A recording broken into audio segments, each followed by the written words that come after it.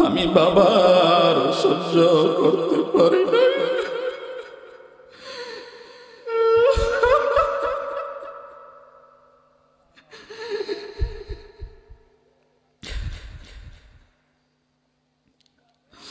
সন্তান এবার ডাক দিয়ে বলে, বাবা মায়ের কি খবর আমাকে বলে। বাবা ডাক দিয়ে বলে, তোর মার কথা আমাকে আর জিজ্ঞাসা করিস না। আজকে 3 দিন হলো তোর মা বিছানায় পড়ে গেছে, ওষুধ কিনে দেওয়ার মতো টাকা পয়সা আমার কাছে নাই। আমি আজকে বাধ্য হয়ে রিস্কা নিয়ে বের হয়েছি রে সন্তান। ডাক দিয়া সন্তান বলে, বাবা তাড়াতাড়ি চলে মার কাছে। এবার যখন বাড়িতে গেছে, বাড়ির দরজার ভিতরে আঘাত করিয়া যখন সন্তান ঘরের ভিতরে প্রবেশ করেছে, মা মা বলে ডাক দে, মায়ের জবান থেকে আর আওয়াজ বের হয় না। সন্তান তাকায় দেখে ঘরে ফেরার 10 মিনিট আগেই মা দুনিয়া থেকে বিদায় নিয়ে চলে গেছে।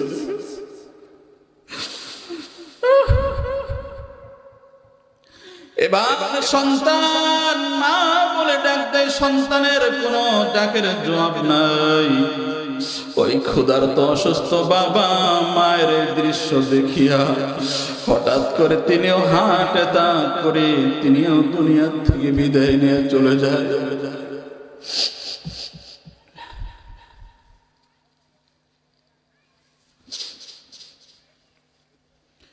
সন্তান এবার ডাক দিয়ে বলে, মা ও বাবা আমি কেমন সন্তান হইলাম গরে, দুনিয়াতেও তোমাদের কোনো কাজে আসলাম না, পরকালেও তোমাদের কোনো কাজে আসবো না। এই জন্য আল্লাহ পাক রব্বুল আলামিন সূরা আহকাফ 26 নম্বর পারার 2 নম্বর পৃষ্ঠার আল্লাহ পাক রব্বুল আলামিন জানায় দিয়েছেন, ওয়াসাইনাল ইনসানা বিওয়ালিদাইহি ইহসানা হামালাতুহু কুরহান ওয়া ওয়াদাআতুহু কুরহান ওয়া হামলুহু ওয়া ফিসালুহু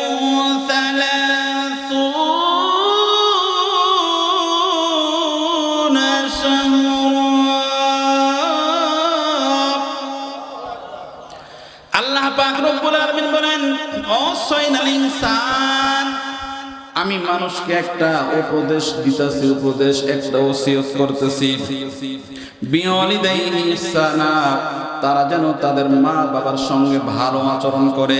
কারণটা কি? কারণ আল্লাহ বলে দিলেন, হামালাতুহু কুরহা, তোমার মা তোমাকে কষ্ট করে 10 মাস 10 দিন গর্ভে ধারণ করেছে, ওয়াযাআতুহু কুরহা, দুনিয়াতে আসার পরেও তোমাকে আবার মা অনেক দিন 2.5 বছর তোমাকে দুধ পান করাইছে। ওয়া হামলুহু ওয়া ফিসালুহু 30 শাহরা, এই যে গর্ভে ধারণ আর তোমাকে দুধ পান করাইলো, এই যে 3টা বছর 30 শাহরা 2.5 বছর 30 মাস তোমাকে কষ্ট করলো। এই জন্য তুমি মায়ের সঙ্গে বাবার সঙ্গে ভালো আচরণ করবা।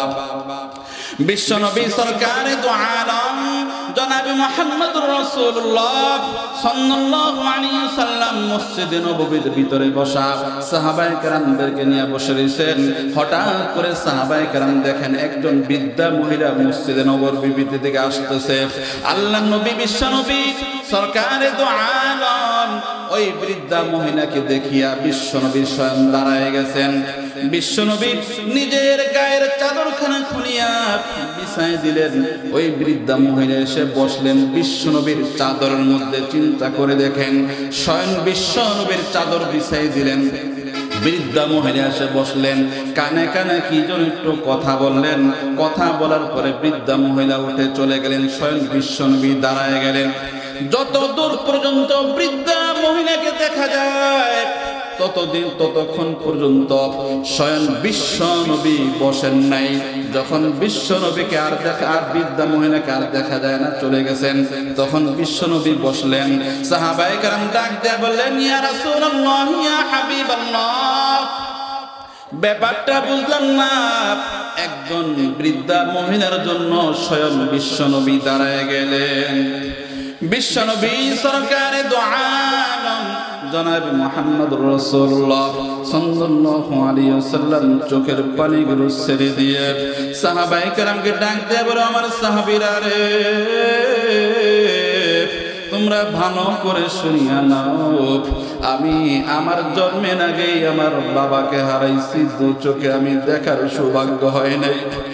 জন্মের পরে 6 বছর বয়সে আমি মাকে হারাইছি। মায়ের দুধ আমি তেমন পান করতে পারি না।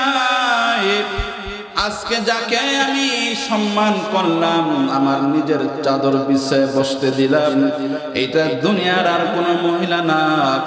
আমি যার কোলে কাকে চড়ে যার দুধ পান করে বড় হয়েছি, তিনি হলেন আমার দুধ মা হযরতে হালিমাতুস সাদিয়া রাদিয়াল্লাহু তাআলা আনহা। সুবহানাল্লাহ। ও আমার যুবক ভাইরা, আমার বন্ধুরা, ও আমার পর্দার বোনেরা, একজন দুধ মাকে এই পরিমাণ সম্মান করলেন বিশ্বনবী, তাহলে যে মায়ের গর্ভে আপনি আমি জন্ম নিলাম, এই মাকে কি পরিমাণ সম্মান করা দরকার, এই হাদিস দ্বারা বোঝা যায়, ঠিক কিনা? একজন যুবক ইয়ামান প্রদেশ থেকে আগমন করেছে, একটা বৃদ্ধা মহিলাকে আপন জন্ম দাতা মাকে কুলে নিয়ে কাঁধে নিয়ে কাবা ঘর তওয়াফ করেছে।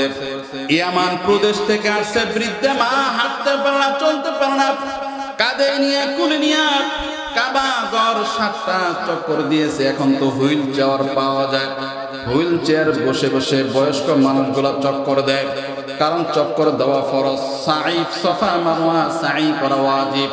এই যুবক তার মাকে কুলে নিয়ে কাঁধে নিয়ে কাবা ঘরের 7টা তওয়াফ করলেন, সাই করলেন, সাফা মারওয়া সাই করলেন, দৌড়াইলেন। এবার বৃদ্ধা মহিলাকে কাঁধে নিয়ে মসজিদে নববীতে হাজির হইয়া বিশ্ব নবীকে ডাক দিয়া বলে, ইয়া রাসূলুল্লাহ, ইয়া হাবিবাল্লাহ, এই যে বৃদ্ধা মহিলা, উনি আমার মা হয়, ওমার গর্ভে আমি জন্ম নিয়েছি গো রাসূল। এই যে দেখেন, আমার মা হাঁটতে পারে না, আমার মা চলতে পারে না, ইয়ামান থেকে কুলে করে কাঁধে নিয়ে মাকে কাবা ঘর তওয়াফ করলাম, সাফা মারওয়া সাই করলাম। ইয়া রাসূলুল্লাহ, ইয়া হাবিবাল্লাহ, আমাকে একটু বলবেন নি, আমি কি আমার মায়ের ঋণ পরিশোধ করতে পারছি নাকি? বিশ্বনবীর 1000 বছর আর সর্বশ্রেষ্ঠ মানুষ সরকারে দো আলম জনাব মুহাম্মদ রাসূলুল্লাহ সাল্লাল্লাহু আলাইহি ওয়াসাল্লাম, যাকে আল্লাহ তাআলা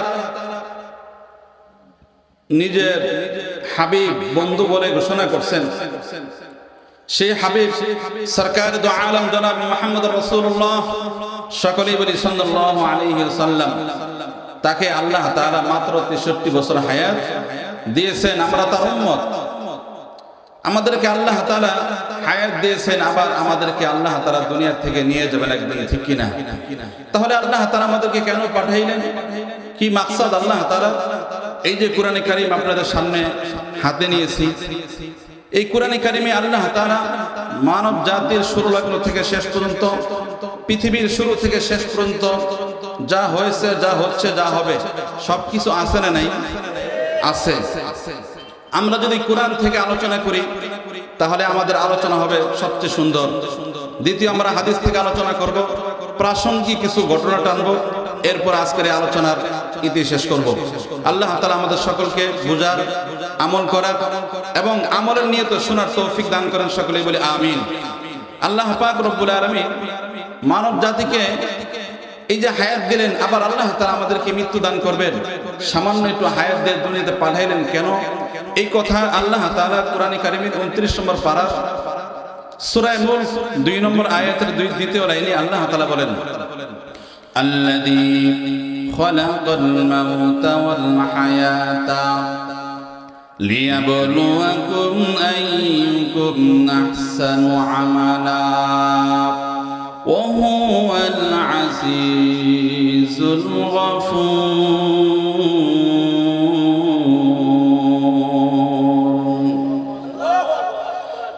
আল্লাহ পাক রব্বুল আলামিন জানায় দেন, ও দুনিয়ার বান্দা বান্দিরা রে, ভালো করে শুনিয়া লও, আমি আল্লাহ পাক রব্বুল আলামিন তোমাদেরকে এই যে এত সুন্দর করে মায়া করে মহব্বত করে মায়ের করবে, এত সুন্দর করে সাজাইয়া তোমাদেরকে আমি সামান্য হায়াত দিয়া দুনিয়াতে পাঠাইলাম।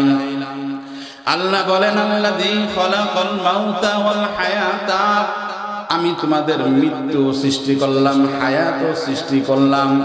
ও ভাই, আমার কথা বুঝে থাকলে একটু বলেন, আমাদের মৃত্যু আগে না আমাদের হায়াত আগে? আমাদের আগে হায়াত, পরে কি মৃত্যু। কিন্তু কোরআনে কারিমে আল্লাহ তাআলা বলেন আল্লাযী খালাকাল মাউতা, আগে বললেন মৃত্যুর কথা, পরে বললেন ওয়াল হায়াতা। মুফাসসিরনে কেরাম বলেন, এই আয়াতের তাফসীরে লেখে যে আল্লাহ তাআলা মৃত্যুর কথা এখানে আগে এনে এটা বুঝাইছেন যে তুমি দুনিয়াতে আসছো, তোমার মৃত্যু নিশ্চিত। ঠিক কিনা বলেন? মৃত্যু তোমার নিশ্চিত জেনে তোমাকে দুনিয়াতে চলতে হবে। আমি আল্লাহ তাআলা তোমাকে হায়াত দিলাম কেন? লিয়াবলুয়াকুম আইয়ুকুম আহসানু আমালা ওয়া হুয়াল আজিজুল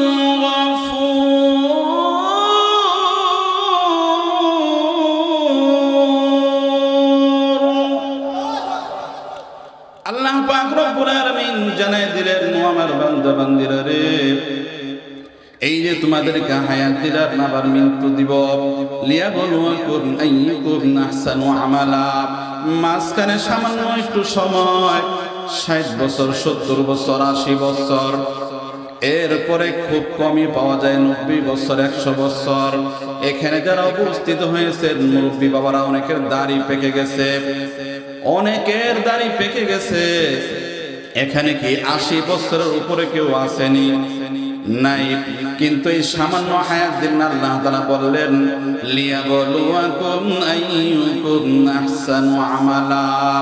ও দুনিয়ার বান্দা বান্দিরা রে, আমি তোমাদেরকে এই যে সামান্য হায়াত দিলাম, কেন দিলাম? আমি তোমাদেরকে একটা পরীক্ষা করব দুনিয়াতে। আইয়ুকুম আহসানু আমালা, তোমাদের মধ্যে এই দুনিয়াতে কে ভালো আমল করে আর কে মন্দ আমল করে, এই ভালো মন্দ পরীক্ষা করার জন্যই আমি আল্লাহ তাআলা তোমাদেরকে সামান্য হায়াত দিয়েছি। ঠিক কিনা? তাহলে স্বয়ং আল্লাহ তাআলা হলেন নিজে পরীক্ষক, আমরা হইলাম পরীক্ষার্থী। দুনিয়াটা হইল কি পরীক্ষার হল। ও বন্ধুরা, পরীক্ষার হলে যখন ছাত্র ছাত্রীরা পরীক্ষা দেয়, ভুল লেখলেও টিচার বর্ণায় তুমি কিন্তু ভুল লিখতেছো, শুধরায় রাখো। সঠিক লেখলো বলে না তুমি কিন্তু সঠিক লেখতেছো, সুন্দর হইতেছে। কারণ পরীক্ষার হলে বলার কোনো অধিকার নাই। ফলাফল প্রকাশ পাবে পরে যখন, তখন তুমি দেখবা তুমি কি লেখছো ঠিক কিনা। তাহলে বোঝা গেল আল্লাহ তাআলা নিজে পরীক্ষক, আমরা বান্দা বান্দিরা হইলাম পরীক্ষার্থী। দুনিয়াটা হলো পরীক্ষার হল, কিন্তু পরীক্ষার হলে কিন্তু প্রশ্নপত্র আউট হয় না। আউট হইলে প্রশ্নপত্র কিন্তু বাদ হয়ে যায়। আমার আল্লাহ কত মায়ার, কত দয়ার। আজ থেকে 1400 বছর আগে আমাদের প্রশ্নপত্র আউট করে দিয়েছেন। ঠিক কিনা? ও ভাই, প্রশ্নপত্র আউট করলেন কোথায়? বলে যে আমার হাতে একটা কোরআনে কারীম, এইটা হলো প্রশ্নপত্র। এই প্রশ্নপত্র এখানে সব কিছু লেখা আছে। তুমি কেমনে পরীক্ষা দিলে তোমার ফলাফল ভালো হবে, নামাজ পড়লে ফলাফল ভালো হবে, রোজা রাখলে ফলাফল ভালো হবে, হালাল খাইলে ফলাফল ভালো হবে। ও ভাই, তুমি যদি দিনের উপরে চলো তোমার ফলাফল ভালো হবে, আর যদি তুমি হারাম খাও, নামাজ না পড়ো, তাহলে তোমার ফলাফল ভালো হবে না। এই যে পরীক্ষার প্রশ্নগুলো আল্লাহ তাআলা করে দিয়েছেন আমাদেরকে ভালোবেসে মহব্বত করে, এই পরীক্ষার প্রশ্নপত্র অনুযায়ী যদি আমরা চলতে পারি, মৃত্যুর উপরে আল্লাহ তাআলা আমাদেরকে যেই জিনিসটা দান করবেন সেটার নাম হলো জান্নাতুল ফেরদাউস। সুবহানাল্লাহ। এই জন্য আল্লাহ তাআলা এই কোরআনে কারীমে ঘোষণা করছেন ইন্নাল্লাযীনা আমানু ওয়া আমিলুস সালিহাত কানাত লাহুম জান্নাতুল ফিরদাউসি নুজুলা। ইন্নাল্লাযীনা আমানু, নিশ্চয়ই যারা আমি আল্লাহর উপর ঈমান আনলো, ওয়া আমিলুস সলিহাত, এবং নেক আমল করবে, আমি আল্লাহ তাআলা মরার সঙ্গে সঙ্গে তাদের জন্য জান্নাতুল ফিরদাউসের মেহমান তাদেরকে বানায় দেব। বলেন সুবহানাল্লাহ। আল্লাহ পাক রব্বুল আলামিন সূরা বাকারা 4 নম্বর পৃষ্ঠার একদম শেষের দিকে 28 নম্বর আয়াতে আল্লাহ তাআলা বলেন, কাইফা তাকফুরুনা বিল্লাহি ওয়া কুনতুম আমওয়াতা ফাআহইয়াকুম সুম্মা ইউমীতুকুম সুম্মা ইউহয়ীকুম সুম্মা ইলাইহি তুরজাউন।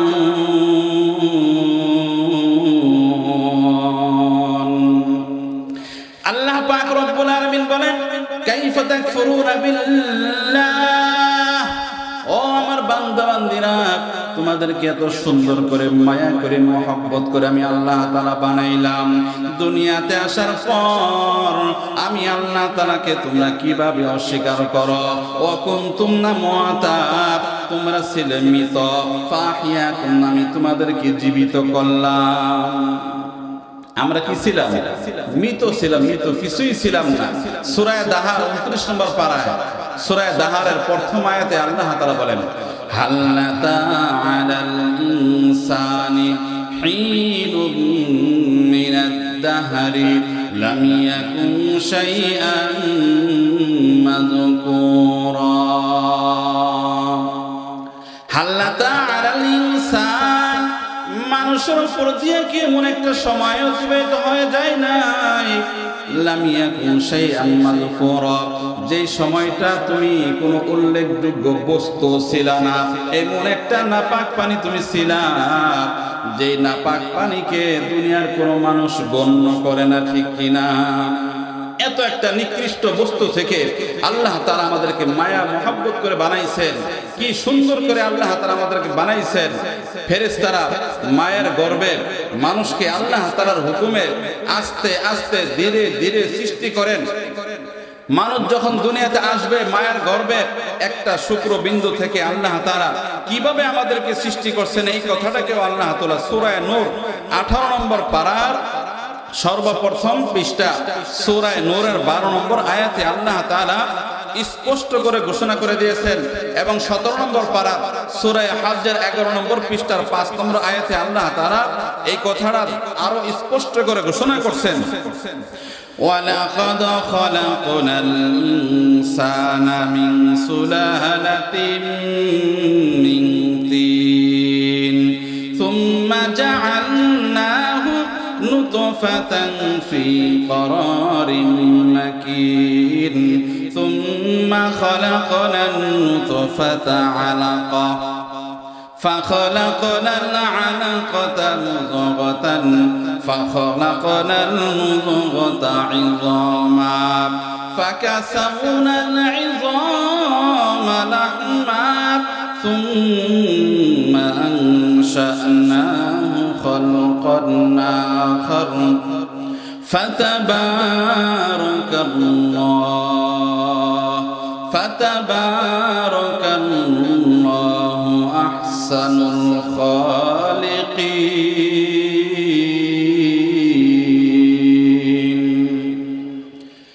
আল্লাহ পাক রব্বুল আলামিন বলেন, ওয়ালাকাদ খালাকনাল ইনসান, আমি মানুষকে সৃষ্টি করলাম মিন সুলালাতিন মিন তিন, মাটির নির্যাস থেকে, সুম্মা জাআলনাহু নুতফা ফি قرارিন মাকিন, অতঃপর সুরক্ষিত একটা জায়গায় ওই একটা শুক্রবিন্দু আকারে তাকে সৃষ্টি করলাম। সুম্মা খলাকনান নুতফাতা আলাকা, অতঃপর সেই শুক্রবিন্দুকে রক্তপিণ্ড আমি বানাইলাম। ফাখলাকনাল আলাকাতা মুযগা, অতঃপর সেই রক্তপিণ্ডটিকে আমি গোশতের টুকরা বানাইলাম। ফাখলাকনাল ইযামা লাহমা, এরপরে আমি সেই গোশতের উপরে আমি হাড্ডি আমি লেপন করে দিলাম, হাড্ডি লাগাই দিলাম। ফাকাসাউনাল ইযামা লাহমা, এই হাড্ডির উপরে আমি আবার কত সুন্দর করে গোশত লাগাই দিলাম। সুম্মা আনশানাহু খালকান আখার, এরপরে আমি তোমাকে কত সুন্দর করে মানুষ বানাইয়া দুনিয়াতে পাঠাইলাম। ফাতাবারাকাল্লাহু আহসানুল খালিকিন। ও বান্দা, একটু চিন্তা করে দেখো আমি আল্লাহ কত সুন্দর বানানেওয়ালা। বলেন সুবহানাল্লাহ। কত সুন্দর করে আল্লাহ তাআলা বানাইলেন মায়ের গর্ভে। এই যে এত সুন্দর করে ছোট্ট ছোট্ট আকারে 40 দিন পরে রক্ত থেকে গোশতের টুকরা, রক্তের পিণ্ডলি, আবার 40 দিনে রক্তের পিণ্ডলি থেকে গোশতের টুকরা, আবার 40 দিন পরে সেখান থেকে হাড্ডি তৈরি। এরপরে ধীরে ধীরে এখান থেকে আল্লাহ তাআলা গোশতকে লেপন করে দিলেন। এরপরে যখন 6 মাস বয়স হয়ে গেল, সুন্দর আকৃতিতে আল্লাহ তাআলা একটা মানুষ বানাইলেন। আল্লাহ পাক রব্বুল আলামিন এতক্ষণ পর্যন্ত ফেরেশতাদেরকে হুকুম করেছেন, আর ফেরেশতারা সব কিছু তৈরি করছেন। এবার যখন চেহারা বানাইবে, আল্লাহ পাক ডাক দিয়ে বলে, ও আমার ফেরেশতারা রে, এই যে বান্দার সুন্দর চেহারাটা তোমরা বানাইবা না, কারণ এই বান্দার চেহারার মধ্যে এত সুন্দর একটা কপাল। এই বান্দা যখন দুনিয়াতে আসবে, এই কপাল দিয়ে আমি মাওলাকে সিজদা করবে, এই নাক দিয়ে আমি মাওলাকে সিজদা করবে, এই মুখটা দিয়ে আমি মাওলার গুণগান গাইবে। আল্লাহ পাক রব্বুল আলামিন বলেন, আমি আল্লাহ নিজে এই বান্দার চেহারা সৃষ্টি করব। বলেন সুবহানাল্লাহ। আল্লাহ পাক রব্বুল আলামিন সুন্দর করে আকৃতি দিয়া মায়ের গর্ভে কত সুন্দর করে আমাদেরকে বানাইলেন। একটা মা যখন সন্তান গর্ভে চলে আসে, এই মা 10 দিন 10 মাস, এরকম 10 দিন নয় 10 মাস 10 রাত্রে আল্লাহ তাআলার হুকুমে এই সন্তানটাকে গর্ভে ধারণ করে। সন্তানের বয়স যখন 5 মাস 6 মাস চলে আসে, আস্তে আস্তে যখন সন্তানটা মায়ের গর্ভে বড় হইতে থাকে, মা ঠিক মতো খেতে পারে না, ঠিক মতো রাত্রেবেলা ঘুমাইতে পারে না, সুন্দর করে মা চলাফেরাও করতে পারে না আগের মতো। এই সন্তানকে মা পেটের ভিতরে ধারণ করিয়া আল্লাহ তাআলা বলেন, এই সন্তান দুনিয়াতে আসার জন্য আমি আল্লাহ তাআলা তোমাকে কত যত্ন করে মায়ের ভিতরে, পেটের ভিতরে আমি ধারণ করাইলাম। এই যে দেখো, একটা মায়ের পেট হলো একটা পর্দা, এর ভিতরে আরেকটা পর্দা আছে, এর ভিতরে আরেকটা পর্দা, 3টা পর্দার ভিতরে আমি সুন্দরকে তোমাকে আমি আদর করে বানাইলাম। এমন একটা জায়গা, যেই জায়গার ভিতরে একটা আলো বাতাস তো দূরের কথা, কোনো বাতাস সেখানে প্রবেশ করবে না। দুনিয়ার মানুষ চলতে গেলে অক্সিজেনের প্রয়োজন হয়, ঠিক কিনা? অক্সিজেন ছাড়া কিন্তু কোনো মানুষ চলতে পারে না। আল্লাহ পাক রব্বুল আলামিন মায়ের গর্ভের ভিতরে সন্তানকে বানাইলেন। এই সন্তান, ওখানে কোনো অক্সিজেন নাই, কোনো আলো নাই, কোনো বাতাস নাই, কোনো খাবার নাই। আল্লাহ পাক রব্বুল আলামিন বলেন, এই বান্দা মায়ের গর্ভে আসার পরে কি খাবে?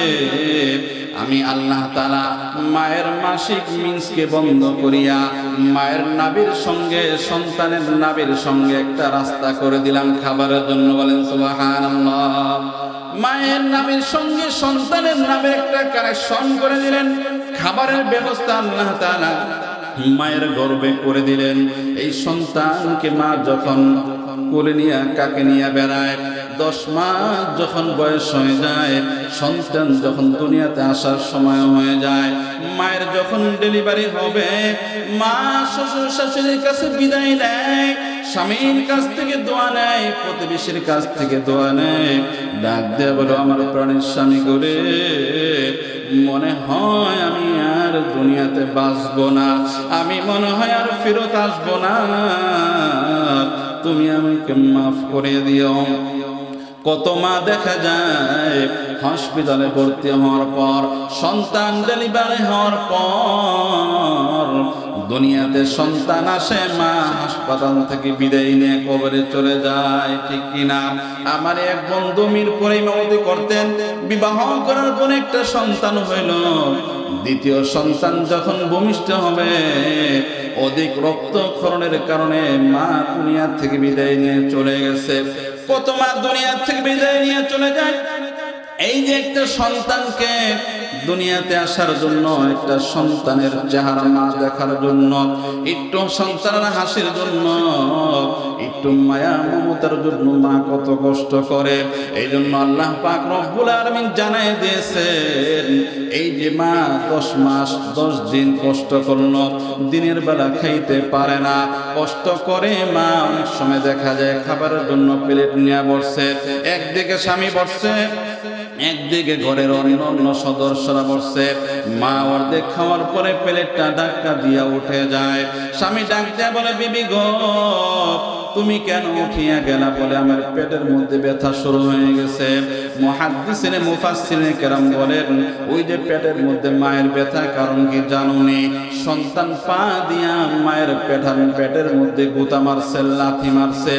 মা ব্যথা সহ্য করতে পারে নাই, মা দাঁড়ায় গেছে, কখনো দাঁড়ায় কখনো বসে।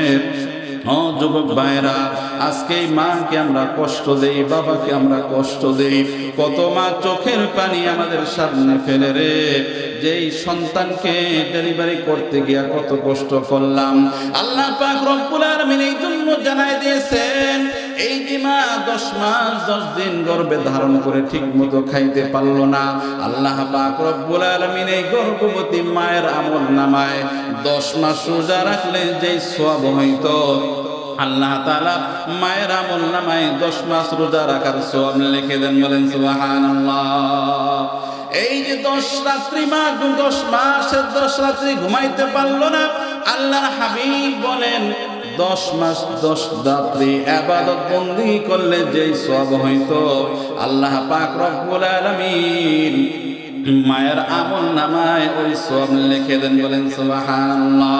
এইবার সন্তান যখন দুনিয়াতে আসে, মা কত কষ্ট করে, এত কষ্ট করার পরেও যখন সন্তানের চেহারা মা দেখে, আল্লাহ পাক রব্বুল আলামিন বলেন 10 মাস 10 দিনের কষ্ট, ডেলিভারি কষ্ট, সন্তানের চেহারার দিকে তাকাইলে আমি তাকে ভুলাইয়া দিই। বলেন সুবহানাল্লাহ। এরপরে আল্লাহ পাক রব্বুল আলামিন এই যে সন্তান দুনিয়াতে আসলো, এখন সে কি খাবে? তার তো মুখের কোনো ভাষা নাই। সন্তান মায়ের কাছে চাইতে পারে না, কান্না ছাড়া কোনো উপায় নাই। সন্তানের ক্ষুধা লাগলেও কান্দে, সন্তানের ঘুম আসলেও কাঁদে। এইবার আল্লাহ পাক রব্বুল আলামিন মায়ের দুনিয়াতে আসার পরে মায়ের নাভির সঙ্গে সন্তানের যে খাবারের সংযোগ ছিল, দাই দুনিয়াতে আসার পরে ওই সন্তানের নাভিটাকে কেটে দেয়, ঠিক কিনা? নাভিটা কেটে দেয়, খাবার রাস্তা বন্ধ করে দেয়। আল্লাহ পাক রব্বুল আলামিন বলেন, ও বান্দা, দুনিয়াতে আসার পরে তুমি কি খাইবা? আমি তোমার মায়ের স্তনের ভিতরে আমি সঙ্গে সঙ্গে তোমার খাবারের ব্যবস্থা করে দিলাম। আল্লাহু আকবার। আরেকটু আওয়াজ দিয়ে বলেন আল্লাহু আকবার। আল্লাহ আল্লাহ কিয়া মুবারক নাম হ্যায়, আল্লাহ আল্লাহ আশিকু কা কাম হ্যায়, আল্লাহ আল্লাহ ইতে শিরিন ইস্তনাম, শিরশা করমি কুনত জানাম তামাম। আল্লাহ পাক রব্বুল আলামিন দুনিয়াতে আসার পরে বান্দা কি খাবে?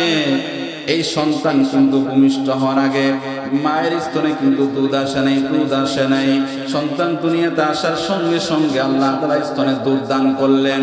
এই সন্তান দুনিয়াতে আসার পরে পানির প্রয়োজন হয়, কিন্তু পানির মধ্যে আয়রন থাকতে পারে। দুনিয়ার দুধ খেলে দুধের মধ্যে ভেজাল থাকতে পারে, ঠিক কিনা বলেন? আল্লাহ পাক রব্বুল আলামিন মায়ের স্তনের ভিতরে আয়রন দিয়ে দিলেন, পানি দিয়ে দিলেন। ডাক্তার বলে আল্লাহ পাক রব্বুল আলামিন মায়ের স্তনে এই পরিমাণ দুধের সাথে পানিও দিয়েছেন। 6 মাস পর্যন্ত ওই বাচ্চাকে দুনিয়ার কোনো পানি পান করার প্রয়োজন হয় না, ঠিক কিনা বলেন? এই যে এত সুন্দর করে আল্লাহ খাওয়ার ব্যবস্থা করলেন, শুধু তাই না, মায়ের গোটার ভিতরে যদি একটা ছিদ্র দিতেন তাহলে কখনো কখনো অধিক জোরে টান দেওয়ার কারণে ওই দুধটা গলার মধ্যে আটকে যাইতে পারত। আল্লাহর হাবিব বলেন, বিজ্ঞানও বলেছেন, আল্লাহ পাক রব্বুল আলামিন মায়ের এক একটা স্তনে 32টা ছোট ছোট ছিদ্র দান করেছেন। বলেন সুবহানাল্লাহ। যাতে সন্তানের যতটুকু প্রয়োজন ততটুকু সে পান করতে পারে। এরপরে শীতের দিনে অধিক ঠান্ডা হলে সন্তানের কষ্ট হবে, গরমের দিনে যদি দুধ বেশি গরম হয় সন্তানের কষ্ট হবে। আল্লাহ পাক রব্বুল আলামিন যতটুকু ঠান্ডা যতটুকু গরমের প্রয়োজন ততটুকুই মায়ের স্তনে সন্তানকে দান করলেন। বলেন সুবহানাল্লাহ। এই জন্য আমার আল্লাহ কোরআনে কারীমের সূরা বনী ইসরাঈল, আল্লাহ পাক রব্বুল আলামিন সূরা বনী ইসরাঈলের 15 নম্বর পারার 3 নম্বর পৃষ্ঠার মাঝামাঝি আল্লাহ পাক রব্বুল আলামিন জানাই দিয়েছেন, অকাযা রাব্বুকা আল্লা তা'বুদু ইল্লা ইয়্যাহু ওয়া বিল ওয়ালিদাইনি ইহসানা ইম্মা يبلغن عندك الكبر أحدهما أو كلاهما فلا تقل لهما أف ولا تنهرهما وقل لهما قولا كريما।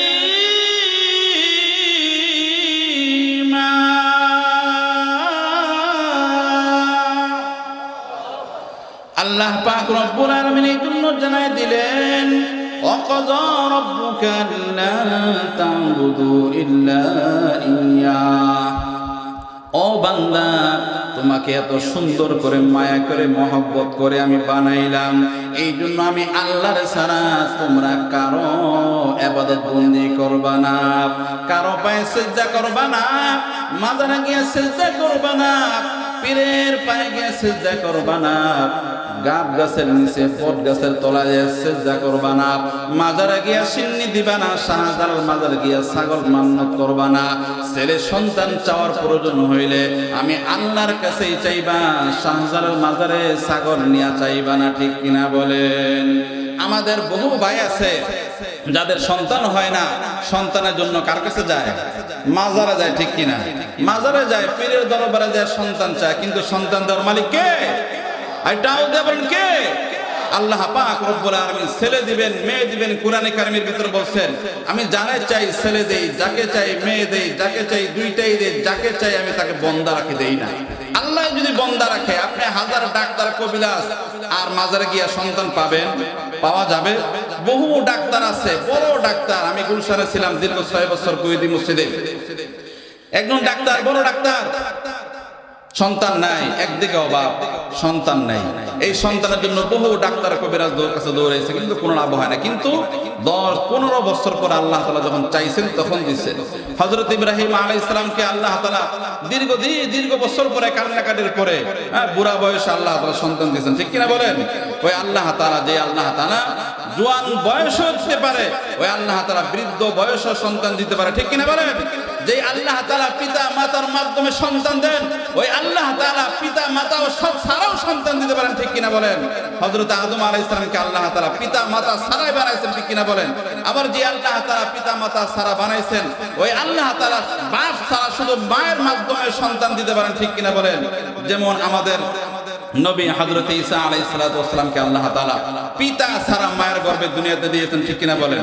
এইজন্য আল্লাহ তাআলা বলেন, আমি সব কিছু করনেওয়ালা, এইজন্য আমি আল্লাহ তাআলা ছাড়া তোমরা অন্য কারো ইবাদত বندگی করবে না, কারো পায়ে সিজদা করবে না। 2 নম্বর, আমার ইবাদতের পরে সবচেয়ে বেশি হকদার তোমার মা, সুতরাং তুমি তোমার মা এবং বাবার খেদমত করবে। ঠিক কিনা বলেন? অকাযা রাব্বুকা আল্লা তা'বুদু ইল্লা ইয়্যাহু ওয়া বিল ওয়ালিদাইনি ইহসানা। মা বাবার সাথে ভালো আচরণ করবা।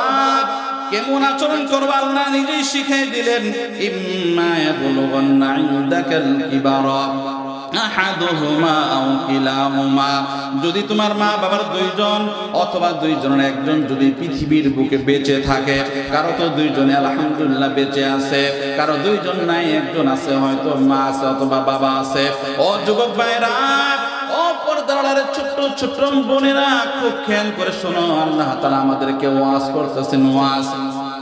আল্লাহ বলেন দুইজন একজন অথবা দুইজন যদি জীবিত থাকে, ফালা তাকুল্লাহুমা উফিন ওয়ালা তানহারহুমা, মা বাবার সঙ্গে বিরক্তকর শব্দ উফ শব্দ বলবা না।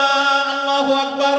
আল্লাহ তাআলা বলেন যে উফ, বিরক্ত শব্দ আমরা অবশ্যই বলি, এরকম এই শব্দ আল্লাহ তাআলা বললেন, বলতে না বললেন ওয়ালা তানহারহুমা, মা বাবাকে খবরদার ধমক দিবা না, ধমকের সাথে তুমি কথা বলবা না। আজকে দেখা যায় ভাইরা বিবাহের আগে কত মিল থাকে, বড় ভাই ছোট ভাইয়ের জন্য জান দিয়া দেয়, ছোট ভাই বড় ভাইয়ের জন্য জান দিয়া দেয়, কিন্তু বিয়ার পরে ভাইকে বউরা আলাদা করে ফেলে, আসে না নাই? ভাইকে আলাদা করে ফেলে। সন্তান সারাদিন কাজকর্ম করে যখন ঘরের ভিতরে আসে, ওই সারাদিন কাজকর্মে ব্যস্ততার পর রাত্রে শুয়া সারাক্ষণ শুধু শ্বশুর শাশুড়ির বদলাম স্বামীর কাছে বলে তোমার মা বাবার সঙ্গে আমি থাকতে পারবো না, হয়তো তুমি আমার সাথে আলাদা থাকবা, নয়তো আমি তোমার সংসার করবো না, আছে না নাই? আল্লাহ পাক জানাই দিলেন ওয়ালা তানহারহুমা ওয়া কুল লাহুমা কাওলান কারীমা, তুমি কেমনে কথা বলবা? কওলান কারীমা, লাইয়িনান সাহালা। তাফসীরের কিতাবের ভিতরে লেখে নম্র ভাষায়, সুন্দর ভাষায় মা বাবার সাথে কথা বলবা, বেয়াদবিমূলক শব্দ তুমি ব্যবহার করবা না।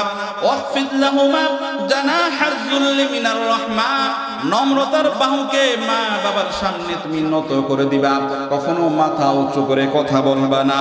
ওয়াকুর রব্বিরহামহুমা কামা রব্বায়ানি সগীরা, সকলেই বলি রব্বিরহামহুমা কামা রব্বায়ানি সগীরা, কাদরে কুদরত দারি বরকামাল, আনতা রব্বি আনতা হাসবি জুল জালাল, তুহি কাদর জলিলুন না জাহাদার, বহর হালে তুহি মেরা নিগাহদার। আল্লাহ পাক রব্বুল আলামিন কত কুদরতওয়ালা, দুনিয়ার বান্দা বান্দীদেরকে জানাই দিলেন, যদি তোমার মা বাবা দুনিয়াতে বেঁচে থাকে, মা বাবার সামনে মাথাটা নত করে দাও, নম্র ব্যবহার করো, আর মা বাবার জন্য দোয়া করো, রব্বিরহামহুমা কামা রব্বায়ানি সগীরা। ওয়াল্লাহু মালিক। এই যে তেগুনিয়া কবরস্থানে কত বছর কত মাস ছিল, ওই প্যান্ডেলে, মহিলাদের প্যান্ডেলে ওয়াজ শুনছে, কত বাবাই প্যান্ডেলের নিচে বসিয়া ওয়াজ শুনছে। আজকে সেই মা নাই, সেই বাবা নাই। ও যুবক ভাইরা, তোমার মা বাবা কত বড় নিয়ামত ছিল দুনিয়াতে, তুমি জানো না?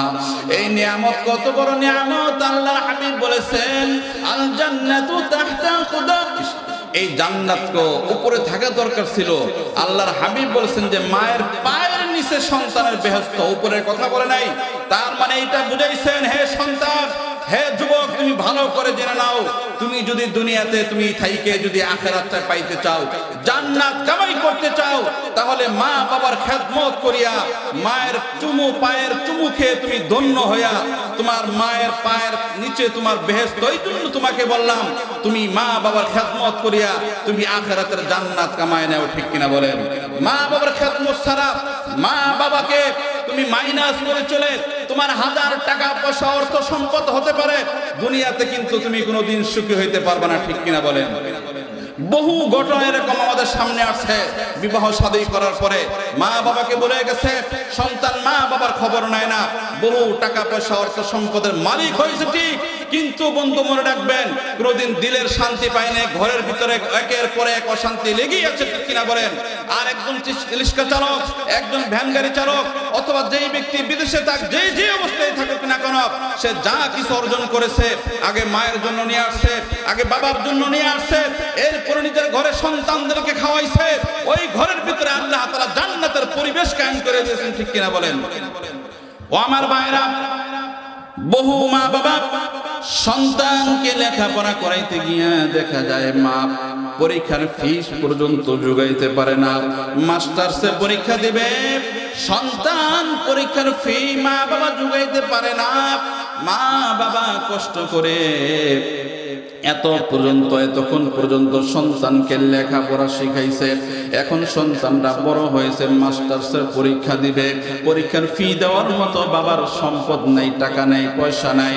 এবার মা বাবা দুইজন মিলাম পরামর্শ করে রোজা রাখতে শুরু করছে। রোজা, কারণ রোজা রাখলে 3 বেলা খাওয়া লাগে না, 2 বেলা খাইলে চলে, 1 বেলা খাবারের টাকাটা জমাইয়া মানুষের কাছ থেকে ধার দেনা করিয়া ওই সন্তানকে মাস্টার্স পরীক্ষা দেওয়ার জন্য ফির টাকা ব্যবস্থা করেছে। এইবার সন্তান লেখাপড়া করিয়া মাস্টার্স পরীক্ষা দিয়া বড় হয়েছে, অনেক বড় সরকারি একটা চাকরিও পেয়েছে। ঢাকার শহরে সরকারি চাকরি নিয়ে সন্তান এবার ঢাকার ভিতরে সুন্দর বড় লোকের ধনীর একজন পরিবারের মেয়েকে বিবাহ করেছে। কিন্তু ধনী পরিবারের মেয়ে বিবাহ করার পরে সে মনে করেছে স্বামী একাই আমার, আর কেউ না, ঠিক কিনা? এইবার সন্তানকে তার স্ত্রী বলে, তোমার মা বাবারকে কোনোদিন আমাদের বাসায় আনতে পারবে না। মা বাবার কথা বললেই স্ত্রী স্বামীকে ধমক দেয়, রাগান্বিত হয়ে যায়, মা বাবার কথা শুনতে পারে না। বলে, তোমার মা বাবা গ্রামে থাকে, এই সামান্য টাকা পয়সা রোজগার করে সংসার চলে, আমাদের বাসায় কোনোদিন আনবা না, তুমিও কোনোদিন তোমার মা বাবার সাথে যোগাযোগ করবা না, যদি যোগাযোগ করো তাহলে আমার সাথে তোমার যোগাযোগ বন্ধ হয়ে যাবে। সন্তান এত কষ্ট করে মা বাবা লেখাপড়া করাইল, ওই সন্তান এখন বড় হইয়া লেখাপড়া করিয়া স্ত্রীর কথা মতো চলতে গিয়া মা বাবাকে চেনে না। 1 দিন নয়, 2 দিন নয়, 2টা বছর অতিবাহিত হয়ে গেছে, মা বাবার খোঁজ খবর নেয় না। বাবা গরিব মানুষ, কি করে উপার্জন করবে? ঘরের ভিতরে মা অসুস্থ হয়ে গেছে, ওষুধ কেনার মতো টাকা নাই, পয়সা নাই। এবার মা বাবা কষ্ট করিয়া ওই যে একটা ঘরে ছোট্ট একটা ছাগল পালত, ওই ছাগলটাই ছিল তাদের উপার্জনের একমাত্র পন্থা। ওই ছাগলটা বিক্রি করে দিয়া আর কিছু টাকা পয়সা ধার করিয়া নিয়া বাবা একটা বাঙ্গা রিক্সা কিনিয়া, আবার দিনে বেলা রিক্সাও চালাইতে পারে না, কারণ তার সন্তান বড় অফিসার। মানুষ জানে ঢাকার শহরে চাকরি করে, মানুষ ধিক্কার দিয়া বলবে, তোমার সন্তান তো বড় চাকরি করে, তুমি কেন রিক্সা চালাও? এই জন্য সকালবেলা দিনের বেলা বাবা বের হতে পারে না। বাবা রাত্রিবেলা ওই যে নাইট ক্রুজগুলো আসে, বিভিন্ন জায়গা থেকে মানুষ স্টেশনে নামার পরে তাদেরকে নিয়া বাবা রিক্সা চালে রাত্রিবেলা, তারপরও চেহারাটা ঢেকিয়া, শীতের রাত্র মাফলার দিয়া চেহারা খানা বান্ধিয়া, মুখ খানা বাঁধিয়া এরপরে রিক্সা চালায়। 1 দিন, 2 দিন, 3 দিন, 2 বছর অতিবাহিত হওয়ার পর একদিন কেমনি যেন ওই সন্তান খবর পেয়েছে তার মা অসুস্থ, বিছানায় লেগে গেছে, 3 দিন যাবত কিছুই খায় না, বাবার ওষুধ কেনার মতো টাকা নাই, পয়সা নাই। বিবিকে ডাক দেয়, বলে, বিবি রে, আমাকে একটু গ্রামে যাওয়ার অনুমতি দাও। বিবি বলে, না না, তুমি বাড়িতে যাইতে পারবা না, বাড়িতে যাইতে পারবা না। এবার স্বামী বিবির কথা না শুনিয়া তিনি রাগ করিয়া এই বাসার থেকে বের হয়ে গেছে, মা বাবাকে দেখবে। এবার হঠাৎ করে বাবার কথা মনে পড়ছে, মায়ের কথা মনে পড়ছে। রাত্রিবেলা যখন রওনা হয়ে গেছে, রাত্র 2টা 3টার সময় যখন বাস থেকে নামছে, এত রাত্রে গাড়ি নাই, ওই যে তাকায় দেখে টিম টিম করে একটা রিক্সার আলো জ্বলতেছে। ওই সন্তান ডাক দেয়, বলে, ও রিক্সা যাইবা নাকি, যাইবা নাকি? ওই সন্তানের কণ্ঠ শুনিয়া বাবা চিনতে আর ভুল করে নাই। বাবা চিনে ফেলছে এইটা তো আর কেউ না, এটা তো আমার সন্তানের কণ্ঠই দেখা যায়। বাবা রিস্কা নিয়ে সামনে এসে ডাক দিয়ে বলে, স্যার আপনি কোথায় যাইবেন? বলে যে অমুক বাড়িতে যাব, অমুকের বাড়িতে যাব। বলে অমুক আপনার কি হয়? বলে যা হয় হোক, আপনি যাইবেন কিনা? বলে উঠেন। এবার বাবা শীতের রাত্রে অসুস্থ মানুষ, ঘরের ভিতরে খাবার নাই, টাকা নাই, পয়সা নাই, ভাঙ্গে একটা রিস্কা নিয়া কষ্ট করে বাবা চালাইতেছে। হঠাৎ করে পিছন দিক দিয়ে সন্তান একটু ধাক্কা মারে। ধাক্কা মেরে বলে, ও চাচা আপনি আর একটু জোরে চালাইতে পারেন না, এত আস্তে আস্তে কেন চালান? আবার যখন চলতেছে এবার আবার জোরে ধাক্কা মেরে বলতেছে, আপনি রিস্কা চালাইতে পারেন না, তাহলে কেন আপনি রিস্কা নিয়ে বের হইছেন? আপনার কি সন্তান আদি দুনিয়াতে নাই? এবার যখন আবার চলতে চলতে যখন পিছন দিয়ে আবার জোরে ধাক্কা মারছে, এবার বাবা তার বুকের চাপার ধরে রাখতে পারে নাই। বাবা রিস্কা থেকে নামিয়া ডাক দিয়া বলে, স্যার আপনার মোবাইলের লাইট খানা আমার চেহারা একটু মারবেন নাকি? বাবা এবার চেহারার রুমাল খানা খুলে দেয়। এবার সন্তান বাবার চেহারার দিকে লাইট মারিয়া তাকায় দেখে, এটা তো আর কেউ না, এটা হলো আমার জন্মদাতা পিতা। এবার ডাক দিয়ে বলে, বাবা আপনি কিভাবে রিস্কা কিনলেন? এত কষ্ট করে আপনি কেন রিস্কা চালাইতেছেন? এবার বাবা ডাক দিয়ে বলে, সন্তান রে, তোকে সার বানাইতে গিয়া আমার সব কিছু শেষ হয়ে গেছে। আমার ঘরে যে একটা ছোট্ট ছাগল ছিল, ওই ছাগলখানা আমি বিক্রি করিয়া কিছু টাকা ধার করিয়া আমি একটা বাঙ্গা রিস্কা কিনেছি রে সন্তান। দিনের বেলা আমি রিস্কার ভাড়া মারতে পারি না, কারণ আমাকে মানুষ ধিক্কার দিয়া বলবে, তোমার সন্তান তো বড় অফিসার, অনেক টাকা কামাই করে, তুমি কেন রিস্কা নিয়ে বের হও? আমি দিনের বেলা রিস্কা নিয়ে বের হইতে পারি না রে সন্তান। আমি এখনো তোমাকে পরিচয় দিতাম না। একবার নয়, দুইবার নয়, তিনটা বার যখন তুমি আমার পিঠের মধ্যে ধাক্কা মারছো, আমি বাবার সহ্য করতে পারি না।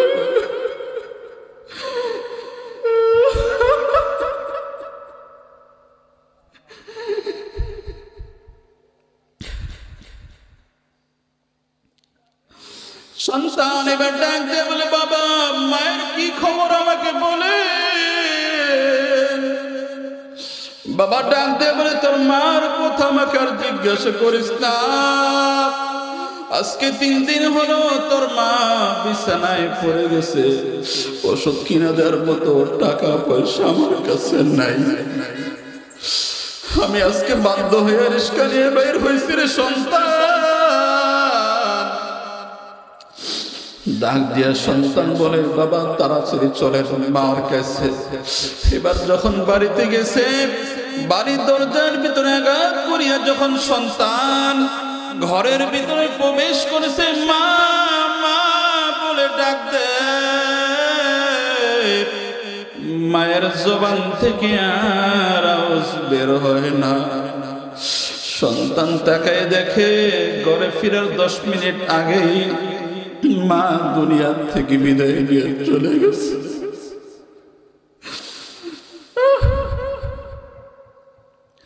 এবার সন্তান মা বলে ডাক দেয়, সন্তানের কোনো ডাকের জবাব নাই। ওই ক্ষুধার্ত অসুস্থ বাবা মায়ের দৃশ্য দেখিয়া হঠাৎ করে তিনিও হার্ট অ্যাটাক করে তিনিও দুনিয়া থেকে বিদায় নিয়ে চলে যায়।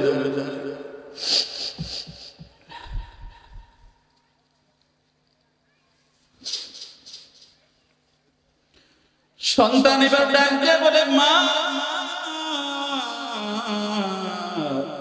ও বাবা, আমি কেমন সন্তান হইলাম গরে, দুনিয়াতেও তোমাদের কোনো কাজে আসলাম না, পরকালেও তোমাদের কোনো কাজে আসবো না। এই জন্য আল্লাহ পাক রব্বুল আলামিন সূরা আহকাফ 26 নম্বর পারার 2 নম্বর পৃষ্ঠার আল্লাহ পাক রব্বুল আলামিন জানায় দিয়েছেন, ওয়াসাইনাল ইনসানা বিওয়ালিদাইহি ইহসানা হামালাতুহু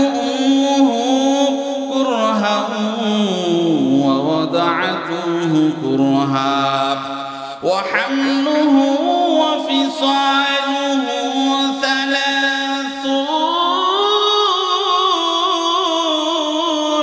شهرا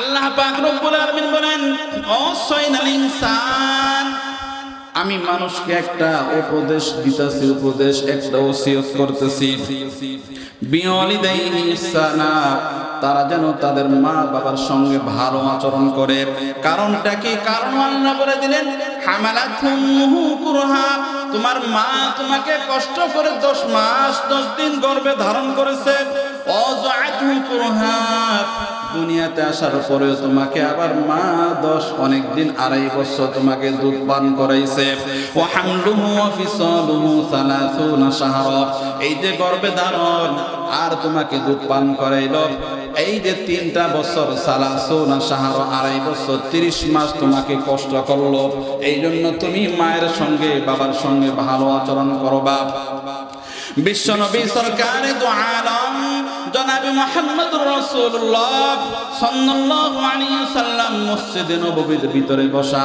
সাহাবায়ে কেরামদেরকে নিয়ে বসে রয়েছেন হঠাৎ করে সাহাবায়ে কেরাম দেখেন একজন বৃদ্ধা মহিলা মসজিদে নববীর ভিতর থেকে আসতেছে আল্লাহর নবী বিশ্বনবী সরকারে দু আলম ওই বৃদ্ধা মহিলাকে দেখিয়া বিশ্বনবী স্বয়ং দাঁড়ায় গেছেন বিশ্বনবী নিজের গায়ের চাদরখানা খুলিয়া বিছায় দিলেন ওই বৃদ্ধা মহিলা এসে বসলেন বিশ্বনবীর চাদরের মধ্যে চিন্তা করে দেখেন স্বয়ং বিশ্বনবীর চাদর বিছাই দিলেন বৃদ্ধা মহিলা এসে বসলেন কানে কানে কি যেন একটু কথা বললেন কথা বলার পরে বৃদ্ধা মহিলা উঠে চলে গেলেন স্বয়ং বিশ্বনবী দাঁড়ায় গেলেন যত দূর পর্যন্ত বৃদ্ধা মহিলাকে দেখা যায় ততক্ষণ পর্যন্ত স্বয়ং বিশ্বনবী বসেন নাই যখন বিশ্বনবীকে আর বৃদ্ধা মহিলাকে আর দেখা যায় না চলে গেছেন তখন বিশ্বনবী বসলেন সাহাবায়ে কেরাম ডাক দিয়ে বললেন ইয়া রাসূলুল্লাহ ইয়া হাবিবাল্লাহ ব্যাপারটা বুঝলাম না একজন বৃদ্ধা মহিলার জন্য স্বয়ং বিশ্বনবী দাঁড়ায় গেলেন বিশ্বনবী সরকারে দু আলম জনাব মুহাম্মদুর রাসূলুল্লাহ সাল্লাল্লাহু আলাইহি ওয়াসাল্লাম চোখের পানিগুলো ছেড়ে দিয়ে সাহাবায়ে কেরামকে ডাক দিয়ে বলে আমার সাহাবীরা রে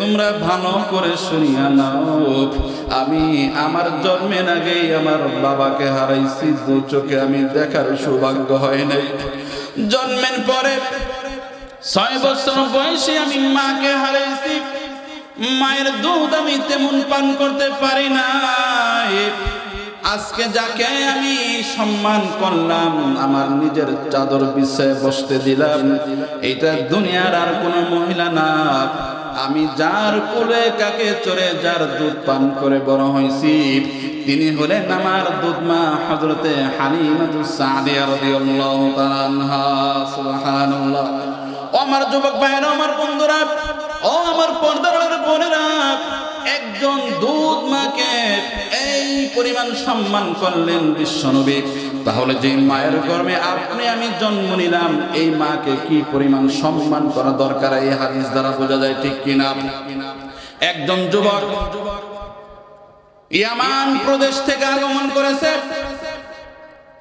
একটা বৃদ্ধা মহিলাকে আপন জন্ম দাতা মাকে কুলে নিয়ে কাঁধে নিয়ে কাবা ঘর তওয়াফ করেছে ইয়ামান প্রদেশ থেকে আসছে বৃদ্ধা মা হাঁটতে পারে না চলতে পারে না কাঁধে নিয়ে কুলে নিয়ে কাবা ঘর 7টা চক্কর দিয়েছে এখন তো হুইল চেয়ার পাওয়া যায় হুইল চেয়ার বসে বসে বয়স্ক মানুষগুলা চক্কর দেয় কারণ চক্কর দেওয়া ফরজ সাই সাফা মারওয়া সাই করা ওয়াজিব এই যুবক তার মাকে কুলে নিয়ে কাঁধে নিয়ে কাবা ঘরে 7টা তওয়াফ করলেন সাই করলেন সাফা মারওয়া সাই করলেন দৌড়াইলেন এবার বৃদ্ধা মহিলাকে কাঁধে নিয়ে মসজিদে নববীতে হাজির হইয়া বিশ্বনবীকে ডাক দিয়া বলে ইয়া রাসূলুল্লাহ ইয়া হাবিবাল্লাহ এই যে বৃদ্ধা মহিলা উনি আমার মা হয়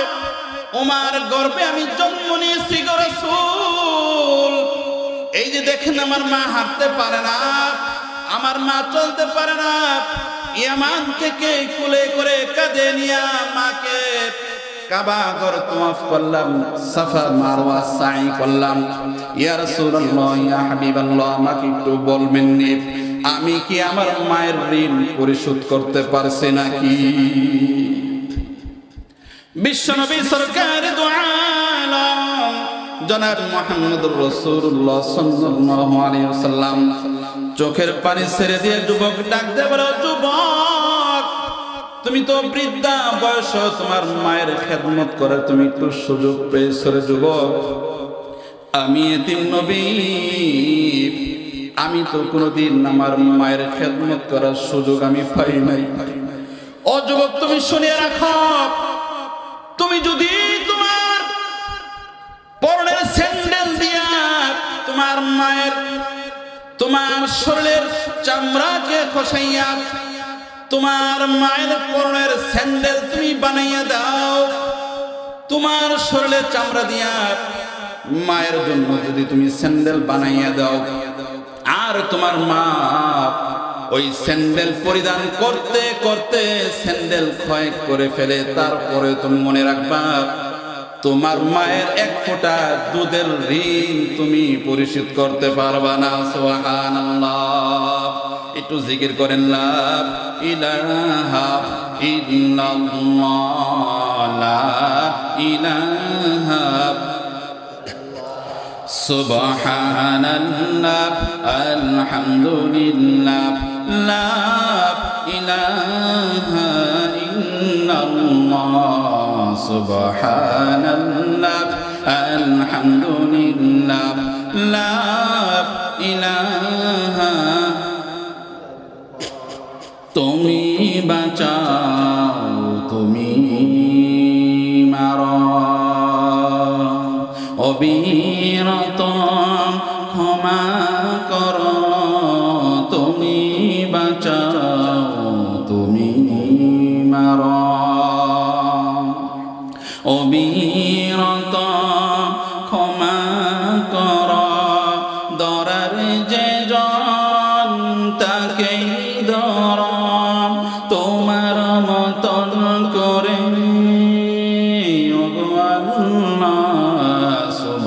সুবহানাল্লাহ, আলহামদুলিল্লাহ, লা ইলাহা ইল্লাল্লাহ, সুবহানাল্লাহ, লা ইলাহা। তোমার রিজিকে পরে অবাধ্য হয় কেমন করে, তোমার রিজিকে পরে অবাধ্য হয় কেমন করে, কোনো বাসা যেন খুঁজে না পাই, শুকর গুজার করার আল্লাহ, সুবহানাল্লাহ, লা ইলাহা ইল্লাল্লাহ, সুবহানাল্লাহ, লা ইলাহা, লা ইলাহা ইল্লাল্লাহ, মুহাম্মাদুর রাসূলুল্লাহ সাল্লাল্লাহু আলাইহি ওয়াসাল্লাম। ও আমার যুবক ভাইরা, ও পর্দার মা ও বোনেরা, ও যুবতী বোনেরা, আপনাদেরকে আমি লক্ষ্য করে বলতেছি, যদি আপনি দুনিয়াতে শান্তি থাকতে চান, আল্লাহর হাবিব বলেন, যদি তুমি চাও তোমার হায়াত বৃদ্ধি পাক, তোমার রিজিকের মধ্যে বরকত হোক, তাহলে তুমি তোমার মা বাবার খেদমত করো, দেখবা আল্লাহ তাআলা অটোমেটিক তোমার রিজিকের মধ্যে বরকত দান করবেন। বলেন সুবহানাল্লাহ। হযরতে মূসা আলাইহিস সালাতু ওয়াস সালাম আল্লাহকে ডাক দিয়ে বলেন, আল্লাহ আপনার সঙ্গে তো আমি বহু কথাবার্তা বললাম, এবার আমার একটু বলবেন নি জান্নাতে আমি মুসার সঙ্গে আমার সঙ্গী কে হবে, জান্নাতের সঙ্গী আমার কে হবে একটু বলবেন নি। আল্লাহ ডাক দেয়া বলে, মুসা জান্নাতে তোমার সঙ্গী হবে একজন কসাই। বলেন সুবহানাল্লাহ। মুসা আলাইহিস সালাতু ওয়াস সালাম আল্লাহ তাআলার কাছে এত কথা বললেন, এত আবেদন করলেন, এরকম কথা কোনোদিন শুনে নাই। আমি একজন নবী, আল্লাহর প্রিয়ারা বান্দা, আমার সঙ্গী জান্নাতে হবে একজন কসাই। এবার মুসা আলাইহিস সালামের কৌতূহল জেগে গেল, ডাক দিয়ে বলেন, আল্লাহ আমি জানতে চাই একজন কসাই আর আমি কত পার্থক্য, একজন কসাই কিভাবে